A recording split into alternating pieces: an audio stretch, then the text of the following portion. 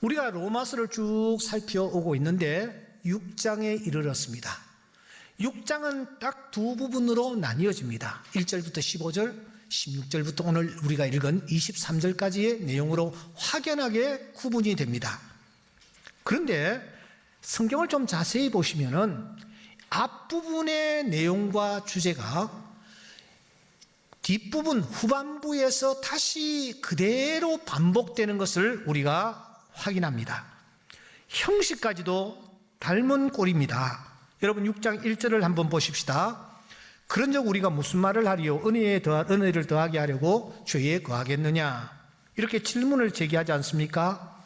그리고서는 그것에 대한 강한 부정, 결코 그럴 수 없느니라고 답변합니다. 그런데 후반부의 시작점이라고 할 수 있는 16절을 주목하십시오. 15절을 주목하십시오. 15절에 보시면 동일한 형식이 나타납니다. 그런즉 어찌하리요? 우리가 법 아래 있지 아니하고 은혜 아래 있으니 죄를 지으리요. 이렇게 똑같은 형식으로 질문을 다시 한번 제기합니다. 그리고 그것에 대한 부정, 즉 그럴 수 없느니라고 답변하면서 계속해서 말씀이 이어가는 것을 볼 수 있습니다. 그러므로 오늘 우리가 펼친 이 후반부는 전반부에 대한 확장이거나 혹은 반복이 틀림이 없습니다. 마치 창세기 1장의 천지 창조 중에 인간 창조가 너무 중요하기 때문에 그 부분을 다시 2장에서 확장하고 반복하는 것처럼 6장의 전반부에 다루었던 내용이 너무너무 중요하기 때문에 다시 한번 바울은 15절 말씀부터 후반부에 전반부에 다루었던 주제와 내용과 똑같은 내용을 지금 다시 한번 강조하며 다루는 것입니다. 그러므로 우리는 지난주에 다루었던 내용을 다시 한번 상기할 필요가 있습니다. 왜냐하면 굉장히 중요하기 때문입니다. 어떤 내용이었습니까? 밀양이라는 영화를 통해서 오직 믿음으로 구원을 받는다라는 이신칭의가 그렇게 싸구려였단 말인가? 기독교에서 제시하고 있는 소위 복음이라는 것이 그렇게 값싼 복음이란 말인가? 복음이라는 것이 요술지팡이와 요술지팡이라도 된단 말인가? 과연 믿기만 하면 우리가 그냥 아무렇게나 살아도 된다라는 말인가? 이런 근본적인 질문을 우리는 던졌고, 그리고 도대체 믿음이란 무엇인가? 믿음 하는데 도대체 믿는 것이 무엇을 믿는다라는 것인가? 이런 질문을 던졌습니다. 그리고 우리는 다시 한번 다음과 같은 말씀으로 결론을 내린 바 있습니다. 예수 그리스도를 믿음으로써 칭의를 그 사람이 얻어도, 믿으면 우리가 의롭다 칭함을 받지 않습니까? 얻어도 구원에 합당한 삶을 살지 못하면 최종 심판 때에 구원에 탈락할 수가 있다. 그래서 바울은 두렵고 떨림으로 너희 구원을 이루라. 내가 다른 사람들에게 복음을 전파한 후에 내가 도리어 버림을 받을까 나는 두려워한다. 그렇게 말을 하고 있는 것입니다. 여러분, 우리가 칭의를 얻습니다. 구원에 합당한 삶을 살지 못하면 우리가 최종 심판 때에 구원에서 탈락할 수 있다라는 이런 마음가짐으로 우리가 남은 생애를 살아야 할 것입니다. 또 하나, 거룩함의 열매를 맺지 못하는 믿음은 그 믿음이, 그 참됨이 증명되지 않는 믿음이며, 선행은 사람을 의롭게 하는 게 아니라 내가 가지고 있는 믿음이 참이라는 사실을 입증하는 도구임을 우리가 잊지 말아야 한다. 톰 라이트라는 유명한 분이 이렇게 정의한 바 있습니다. 거룩함의 열매를 맺지 못하는 믿음은 그 참됨이 증명되지 않은 믿음이다. 선행은 사람을 의롭게 하는 게 아니라 믿음이 참이라는 사실을 입증하는 것이다. 우리가 이 두 가지 사실을 마음속에 정리해야 되겠습니다. 이 같은 사실이 너무 중요하기에 바울은 마치 창조 기사를 확장해서 다시 한번 말하듯이 6장의 앞부분을 본문에서 반복하고 있는 것입니다. 그러므로 우리는 좀 더 주의를 기울여서 이 부분을 살펴나가야 합니다. 자, 우리가 15절부터 23절까지 읽었습니다. 이 말씀을 좀 천천히 읽어 나가노라면 우리는 이 말씀 속에서 계속하여 한 단어가 연속적으로 반복하면서 등장하는 것을 확인할 수가 있습니다. 어떤 단어입니까? 그 단어는 지금까지 사용되지 아니하던 종이라는 단어입니다. 우리 16절 한번 연필 있는 분들은 연필을 가지고 언더라인 하시면서 또박또박 한번 읽어보겠습니다. 시작. 너희 자신을 종으로 내주어 누구에게 순종하든지 그 순종함을 받는 자의 종이 되는 줄을 너희가 알지 못하느냐. 혹은 죄의 종으로 사망에 이르고 혹은 순종의 종으로 의에 이르느니라. 누구에게 순종하든지 그 순종함을 받는 자의 종이 된다는 겁니다.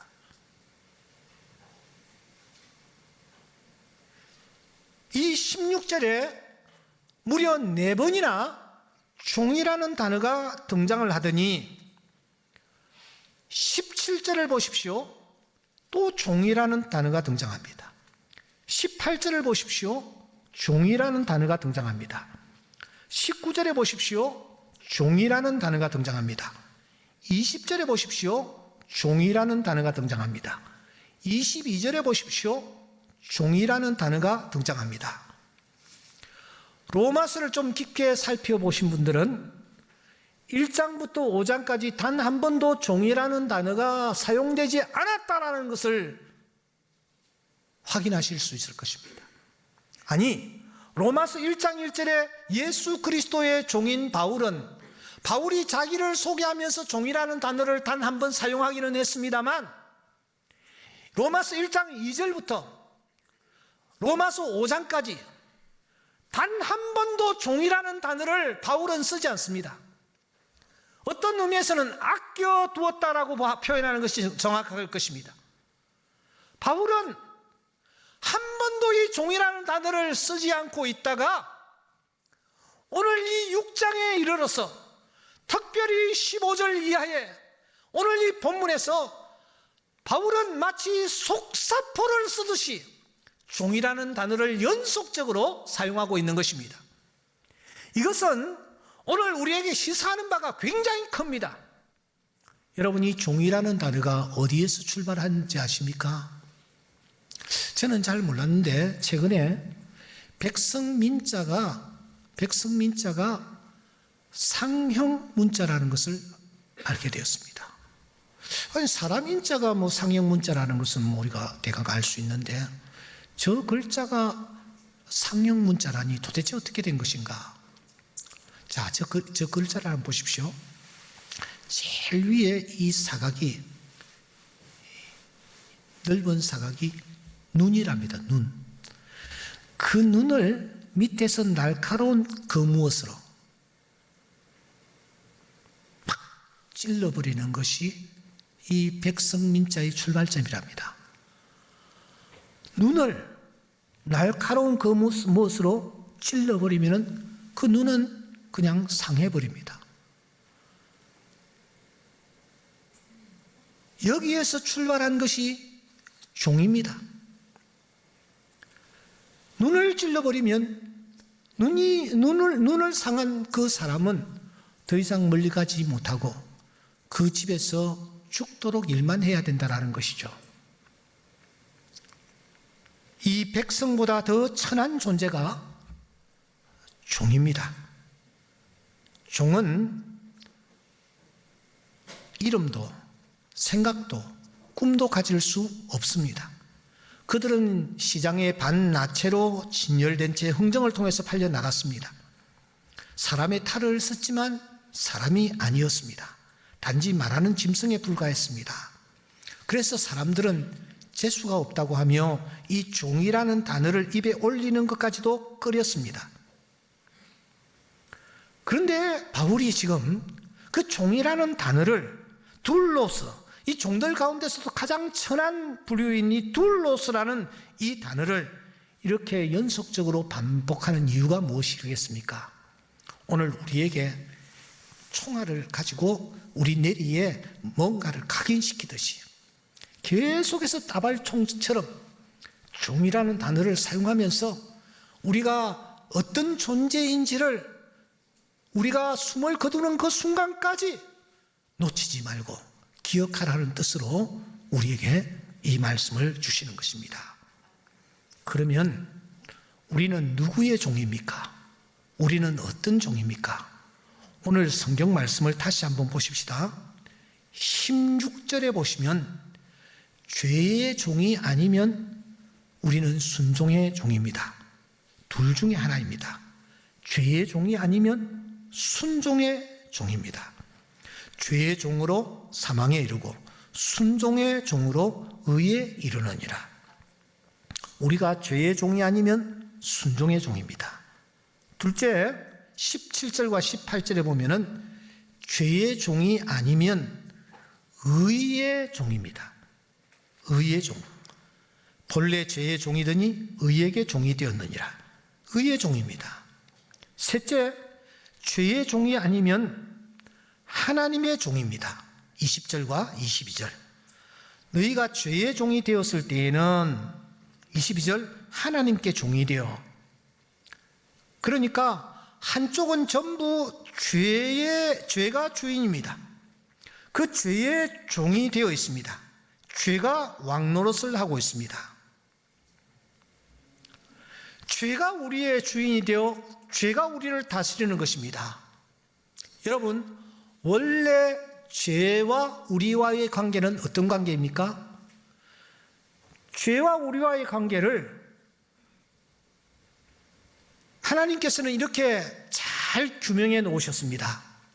창세기 4장 7절에 보시면 우리 다 같이 한번 읽어보겠습니다. 시작. 죄가 너를 원하나 너는 죄를 다스릴지니라. 한 번 더 시작. 죄가 너를 원하나 너는 뭐요? 죄를 다스릴지니라. 여기에서 죄와 우리와의 관계를 하나님께서는 아주 선명하게 규명해 놓으셨습니다. 그러니까 죄가 우리를 다스리는 것이 아니라 우리가 죄를 다스리도록 되어 있습니다. 그런데 오늘 이 로마서 6장에 보시면 우리가 죄를 다스리는 것이 아니라 죄가 우리를 다스리고 있는 것입니다. 이런 우스꽝스러운 모순이 도대체 어디에 있습니까? 전도서 10장 7절에는 아주 재미있는 얘기를 하고 있습니다. 여러분, 전도서 10장 7절 한번 보시면 이런 말씀이 있습니다.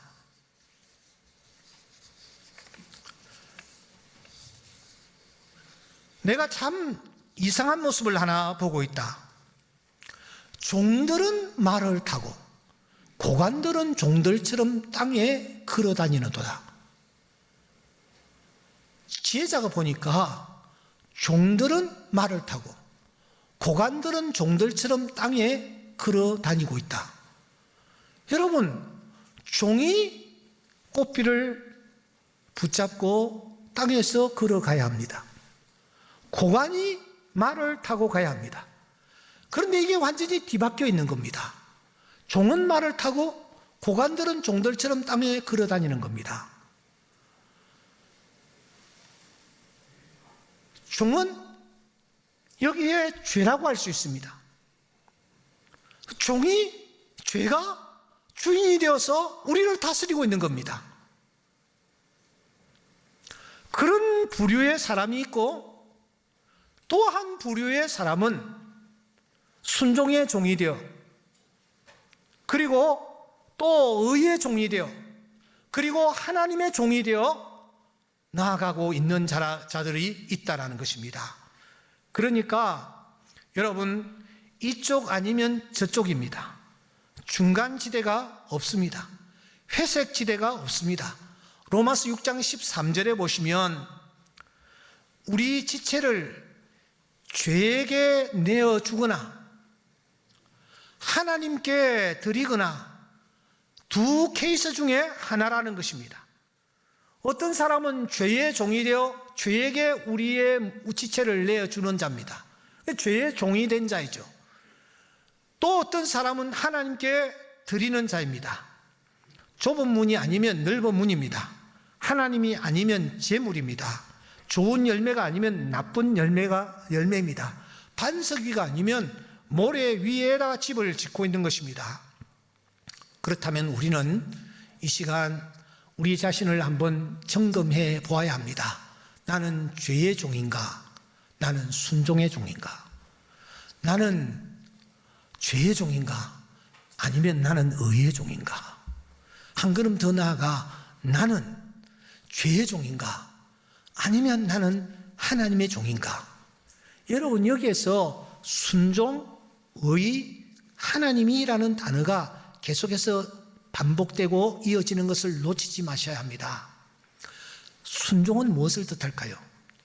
의는 무엇을 뜻할까요? 하나님은 무엇을 뜻할까요? 여기 순종은 죽기까지 복종하신 예수 그리스도를 뜻합니다.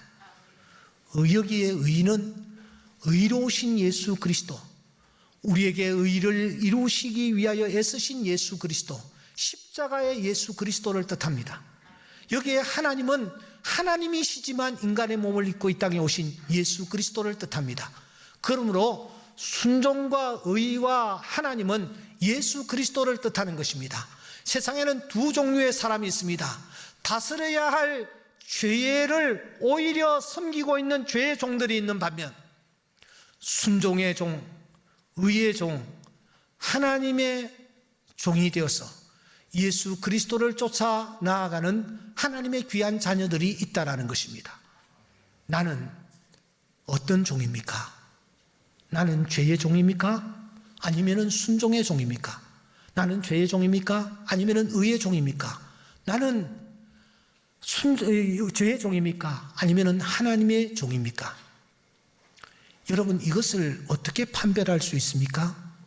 내가 죄의 종인지, 내가 순종의 종인지, 내가 죄의 종인지, 내가 의의 종인지, 내가 죄의 종인지, 내가 하나님의 종인지를 어떻게 판별할 수가 있느냐 하는 겁니다.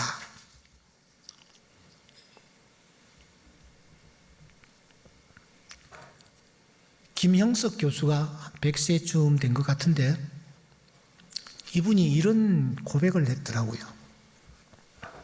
자기가 좀 오래된 얘기입니다만 자기가 성경 강좌를 열고 사람들에게 성경을 가르치고 있었대요.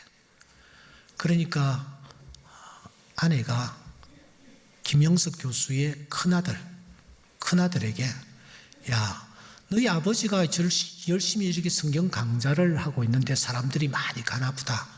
너도 가서 좀 앉아서 좀 들어라. 그래서 이 큰아들이 이제 아버지가 강의하는 곳에 가가지고 이제 성경 강좌, 아버지 강좌를 듣고 있는 겁니다. 그런데 몇 분이 지나도 이 아들이 한마디도 하지 않는 거야.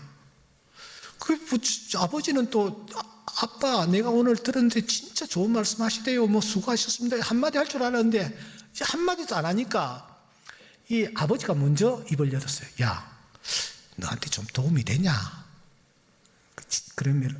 그랬는데 아들이 탁 받아서 하는 얘기가 아버지, 좋은 말씀은 참 좋은 말씀인데 아버지 지키지도 못할 그런 말씀을 참 이렇게 얘기가 나오니까 이 김영석 교수가 정말 많이 무안하셨던 것 같아요.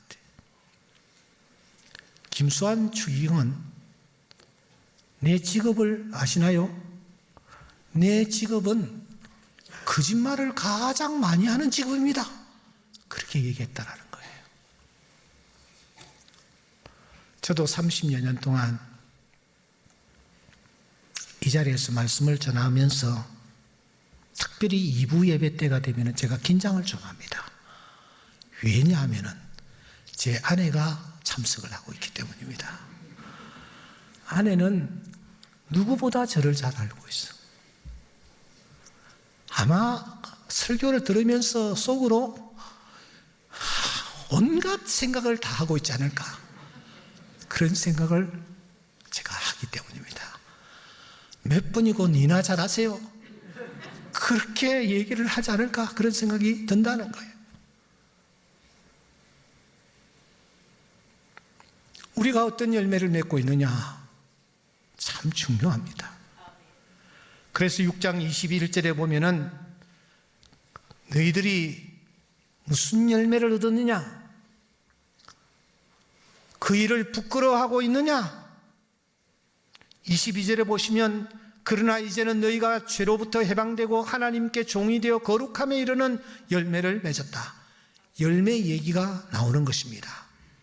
죄의 종이 되었을 때에, 죄의 종으로 있을 때에, 그때에 맺었던 열매들은 한마디로 부끄러운 열매들이었습니다. 어떤 열매들이었을까요? 로마서 1장 26절에 등장하고 있는 부끄러운 욕심, 1장 27절에 등장하고 있는 부끄러운 일, 에베소서 5장 12절에 등장하고 있는 말하기도 부끄러운 일들, 한마디로 하나님의 진노가 하늘로부터 내릴 수밖에 없는 그런 일들. 그런데 이제는 순종의 종이 되어서, 의의 종이 되어서, 하나님의 종이 되어서 우리가 열매를 다시 맺게 됩니다. 거룩함에 이르는 열매인 줄 믿습니다. 그것은 성령의 열매요, 빛의 열매요, 입술의 열매인 것입니다. 사랑하는 성도 여러분, 이제 우리는 하나님의 거룩한 종으로 빛의 열매를 맺는 자들로 하나님께서 우리를 부르셨습니다. 하지만 우리는 여전히 땅 위에 있기 때문에 사탄이 우리를 향하여 계속해서 공격해 옵니다. 이제 우리의 신분이 바뀌었습니다. 두려워할 필요가 없습니다. 담대하게 우리가 나가 싸워야 될 줄 믿습니다. 조그마한 토끼가 한 마리 있는데 이 굶주린 호랑이가 토끼를 보고서는 옳다구나 하고 달려들어서 토끼를 냅다 낚아채면서 물었습니다. 그러자 이 연약한 토끼가 갑자기 소리를 지르는 것입니다. 임마! 이거 나! 이러는 거야. 호랑이가 듣지도 못했던 이 소리 앞에서 너무 놀래가지고 입을 열어버렸어요. 그러니까 이 토끼가 싹 빠져나와서 도망을 쳐버렸습니다. 그 다음날 이 호랑이가 배가 너무 고파서 이번에는 그런 실수를 하지 않으리라 생각하고 어슬렁어슬렁 나가니까 어제 그 토끼가 역시 거기에 있는 거예요. 그래서 이번에는 내가 단숨에 먹어버려야지 하는 마음으로 탁 토끼를 물었는데 이 토끼가 뭐라고 소리 지르느냐 하면은 야 임마 나야 나! 이러는 거야. 듣고 보니까 어제 그 소리를 했던 그 토끼인 거야. 더 놀래가지고 이 호랑이가 그 토끼를 낳아버렸어요. 사흘째 되던 날 배가 너무너무 고픈 이 호랑이가 이번에는 절대로 실수하지 않으리라고 생각하고 저쪽에 토끼가 한 마리 보였습니다. 어제 토끼는 아니었습니다. 그래서 이번에는 성공해서 내가 식물로 삼아야지 하고서는 탁 물었는데 얼마 후에 그 호랑이가 쭉 뻗어서 죽어버렸대. 그 토끼가 도대체 뭐라고 했기에 그 호랑이가 죽었을까요? 야 임마 온 숲속에 소문 다 났어. 그 말에 그냥 이 호랑이가 너무 놀래가지고 그냥 죽어버렸대요. 여러분, 이미 우리 주님께서 사탄의 머리를 깨 부수셨습니다. 온 세상에 소문이 다 났습니다. 이제 우리는 의의 종으로, 순종의 종으로, 하나님의 종으로 거룩함에 이르는 열매를 맺는 일에 나아가기만 하면 되는 것입니다. 이런 자들에게 주님께서 함께 하실 것이요 은혜를 부어 주실 것입니다. 따라해 봅시다. 나는 순종의 종이다. 나는 의의 종이다. 나는 하나님의 종이다. 이 믿음으로 세상을 향하여 힘있게 나아가는 주의 귀한 자녀들 될 수 있기를 주의 이름으로 축원합니다.